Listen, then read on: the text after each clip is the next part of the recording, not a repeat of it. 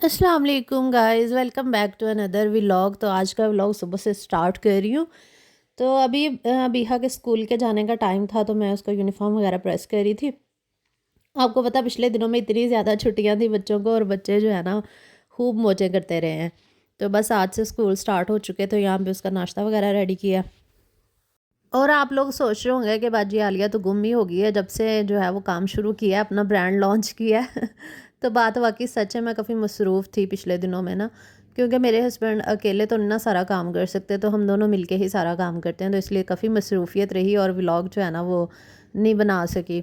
और ऊपर से आप लोगों को पता कि हमारे मुल्क के हालात भी ठीक नहीं है, वीडियो अपलोड नहीं होती, ये भी मसले मसाइल आजकल चल रहे हैं। तो बहरहाल मैंने व्लॉग बना लिया आप लोगों के लिए।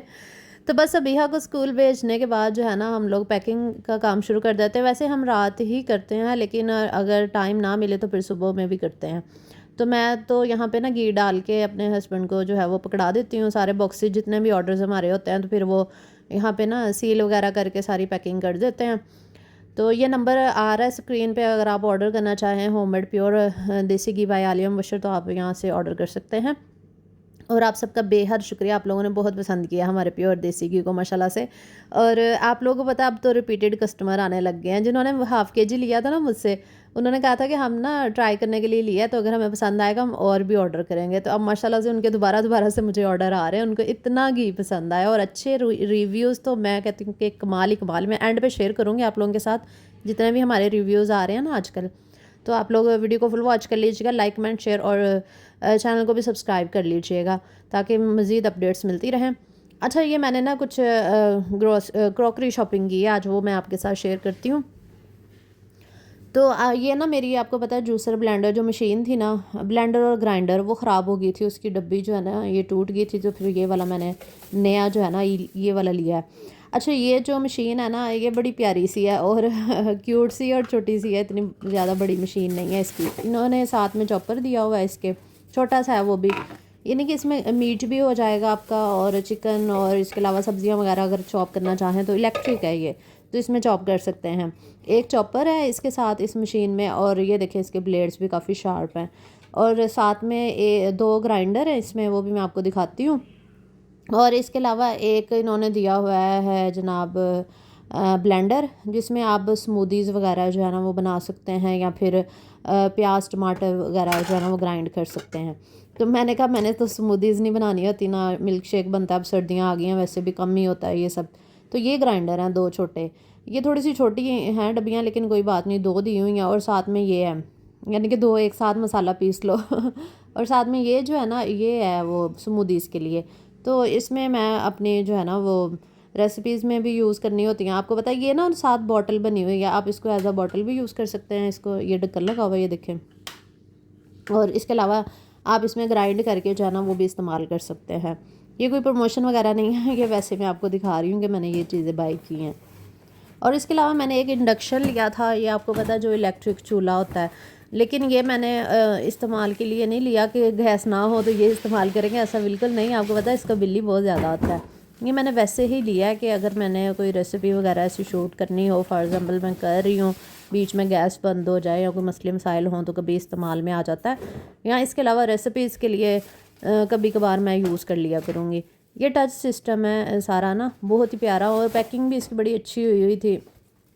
दो ज़बरदस्त है। ये 8,000 का है ये वाला इंडक्शन जो है, प्लेट है ये टच सिस्टम वाली, काफ़ी अच्छी है। और इसमें हर तरह के बर्तन आप यूज़ कर सकते हैं। यहाँ ये जो ब्लैक कलर की आपको गुलाई में नज़र आ रही है ना, यहाँ पे हाथ नहीं लगाना क्योंकि ये रेड हो जाती है जब चलता है ना।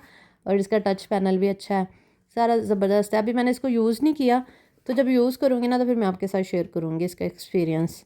और ये 2200 वाट का है, यानी कि अच्छी खासी ये बिजली खींचेगा, इसलिए डर के मारे हो सकता है मैं इसको यूज़ कम ही करूँ। और इसके अलावा जो है वो जो मशीन मैंने लिया ना, वो मैंने कहा मैं ना यूज़ करके आज देखूँगी। आज मैंने खाना बनाना है ना, तो मशीन के अंदर जो है वो प्याज टमाटर ग्राइंड करूँगी, देखते हैं कैसा रिज़ल्ट उसका जो है वो होता है। वैसे तो इन्होंने ना अच्छी चीज़ ही है इनकी तो, और प्राइस भी मुनासिब थी। 8,000 की ही मशीन थी और 8,000 का ही ये चूल्हा जो इंडक्शन मैंने लिया। अच्छा, इसके अलावा ना मेरी चीनी की जो प्लेटें थी ना वो टूट गई थी जब हमने शिफ्टिंग की थी ना रास्ते में, तो वो फिर मैंने नहीं ली हैं आज। ये कुछ वाइट वाली ली हैं, कुछ फ्लावर्स वाली हैं, कुछ ब्लैक हैं, मिक्स ही लिए हैं। क्योंकि घर में ओवन में यूज़ करने के लिए ना हमेशा मैं चीनी की प्लेटें यूज़ करती हूँ, शीशे की या फिर पत्थर की। कभी मैंने प्लास्टिक नहीं यूज़ किया ओवन के लिए। तो ये घर में इस्तेमाल के लिए मैंने प्लेटें ली हैं। ये 6-7 प्लेटें हैं, सिर्फ घर में जो हम खाना वगैरह गर्म करते हैं ना उसके लिए ली हैं। और इसके अलावा ये छोटी छोटी बास्केट्स लिए हैं, इसकी काफ़ी ज़रूरत थी। धनिया वगैरह रखना हो, अंडे रखने हो, या इस तरह की छोटी छोटी चीज़ें रखनी हो ना, या अक्सर हम फ्रूट लेकर आते ना, ग्रेप्स, इसमें मैं डाल के इस तरह की रख देती हूँ। वो ख़त्म हुई थी, वो लिए हैं। साथ में ये लिया है एक, इसको पवा कहते हैं, डोंगा कहते हैं कुछ लोग कप कहते हैं इसको, आप लोग क्या कहते हैं? और स्टेनर मेरी टूट गई थी, ये 2 नहीं लिए। और इसके अलावा ये ऑयल वाली बॉटल है, जो शावर के साथ जैसे निकलता ना, ये वो वाली है। तो ये भी मेरी ख़राब हो गई थी, ये भी एक नई ली है।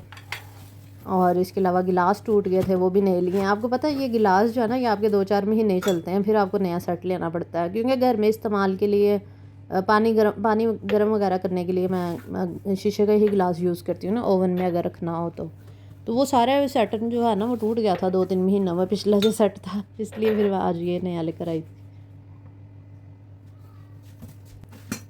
और इसके अलावा मैंने ना एक स्टील का जग भी लिया है, ये देखें, ये बड़ा ही क्यूट है, प्यारा है।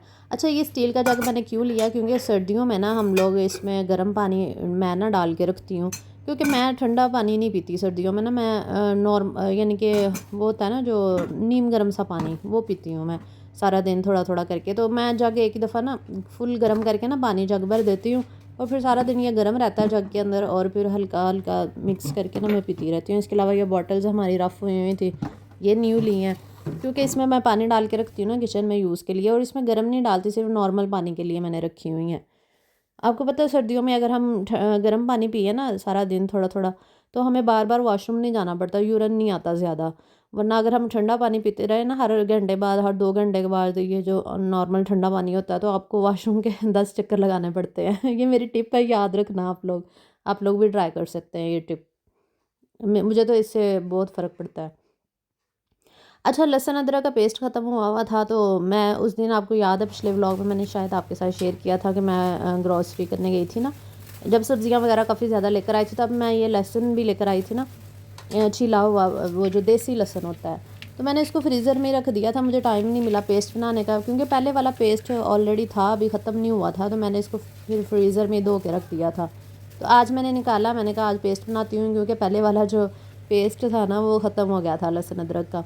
तो इसलिए फिर ये निकाला है। साथ में मैंने अदरक मंगवा के छील लिया था, उसको काट लिया। तो अभी मैं इसको पेस्ट बना रही हूँ। ये मैं पुराने ब्लेंडर में ही बना रही हूँ, क्योंकि जग तो मेरा पुराना ठीक है, सिर्फ मेरी ग्राइंडर ख़राब हुई थी, और जग का एक वो पिछले वाला थोड़ा सा ना, वो आगे वाला जो हिस्सा है ना वो थोड़ा सा टूटा था। वैसे जग ठीक है। ज़्यादा क्वांटिटी में अगर कोई चीज़ ब्लेंड करनी हो ना, तो फिर ये ब्लेंडर ही मैं यूज़ करती हूँ। पुरानी मशीन भी मेरी ठीक है, लेकिन ये कि उसकी ना ग्राइंडर ख़राब हो गया था, मसाले नहीं पीसे जाते थे, और मुझे तो बड़ी ज़रूरत होती है मसाले पीसने की, इसलिए फिर मैंने न्यू मशीन ली है। और उसकी ना डब्बी, आप लोग सोच रहे होंगे वो तो डल जाती है, तो हमने बहुत पता करवाया था, उसके साथ की ना डब्बी आती ही नहीं है, हायर की थी मेरे पास। तो वो हमने सारे मार्केटों में पता किया, वो कहते हैं इसके साथ के स्पेयर पार्ट्स नहीं आते। फिर मुझे मजबूरन 8,000 खर्चा करके मशीन लेनी पड़ी, ब्लेंडर और वो ग्राइंडर। तो बस यहाँ पे लहसुन अदरक का पेस्ट बना के मैं इसको रख दूँगी ये ट्रे के अंदर डाल के। और ना मैं इस दफ़ा छोटी वाले भी बना रही थी, छोटे ये लहसुन अदरक के ना क्यूब्स। क्योंकि छोटे वाले ना सम टाइम ऐसा ऐसा होता है कि आपने थोड़ा सा चिकन मैरिनेट करना हो, जैसे 1 पाव, या थोड़ा सा आपको लहसुन अदरक का पेस्ट चाहिए, तो फिर वो बड़ा क्यूब जो होता है ना, वो सिर्फ हांडी के लिए मैं रखती हूँ, वो हांडी में यूज़ हो जाता है। तो ये जो छोटा होता है ना, ये फिर छोटी मोटी रेसिपी के लिए इस्तेमाल हो जाता है, इसलिए ये वाली ट्रे में भी डाल के मैं रख देती हूँ। अभी मैं फ्रीज़र में रख दूँगी, फिर मैं दिखाती हूँ कि ये कैसे लग रहे हैं फ्रीज़ होके। तो चले, जो लोग आगे आगे करके वीडियो देख रहे हैं, जल्दी से वीडियो को लाइक कर दें, कमेंट और सब्सक्राइब भी कर लिया करें यूट्यूब चैनल को, ताकि आपको मज़े की रेसिपीज़ व्लॉग्स मिलते रहें। और मैं शॉर्ट्स भी लगाती हूँ, आपको पता है मैं दोनों चैनल्स पर ना मेरी शॉर्ट्स भी आती हैं, वो भी आप देख सकते हैं। तो अभी मैं बना रही थी यहाँ पे हांडी। तो आज मैंने फ्रीज़र खोला ना, मुझे समझ नहीं आ रही थी क्या बनाएं, तो शुक्र है कि गोला कबाब का ना एक पैकेट पड़ा हुआ था। लास्ट टाइम आपको याद है मैंने बनाए थे गोला कबाब काफ़ी ज़्यादा, तो मैंने ना उसके पैकेट्स बना के फ्रीज़र में रख दिए थे।